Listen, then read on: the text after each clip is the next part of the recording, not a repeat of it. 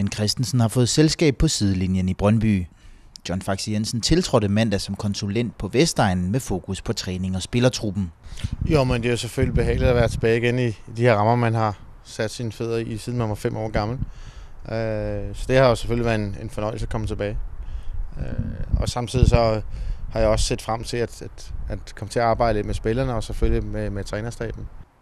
John Faxe Jensen er blevet hentet til Vestegnen efter den værste start på sæsonen i Brøndby IF's historie. Jamen, Brøndby havde spurgt mig om jeg kunne hjælpe dem på en eller anden måde, ikke? Og der satte vi så også ned og fandt ud af den bedste løsning, som gjorde, at alle parter skulle være tilfredse med det her.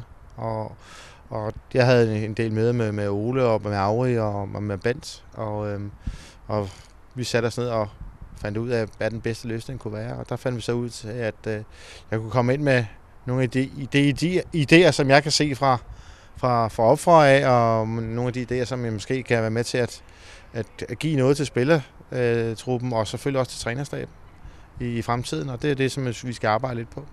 Og med blot 2 dage tilbragt som konsulent i sin gamle klub, ja, så er Faxe stadig ved at finde ud af præcist, hvad hans egentlige arbejdsopgave bliver. Jamen først og fremmest, så skal jeg jo være med til at ligesom observere lidt på, hvad der sker til træning. Jeg skal jo først og fremmest lære kenderne meget bedre at kende, end jeg gør i forvejen. Altså, jeg har jo kun set dem opfra eller i fjernsynet.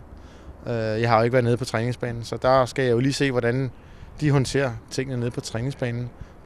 Samtidig skal man også lige finde ud af, med Auri og Ben, hvordan håndterer de den daglige træning og fysioterapeuter og fitnesscoach og alle de her ting. Så der ser man det måske lidt på afstand til at starte med.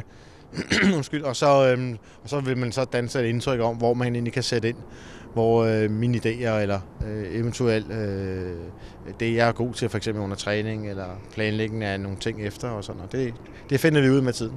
Og hovedpersonen har set meget frem til at få græs under fødderne igen. Og bare det der med at komme ud på træningsbanen igen, det er altså noget andet, end når man sidder opfra, eller man sidder hjemme i sofaen og kigger på det. Så er det nogle andre ting, man har med at gøre.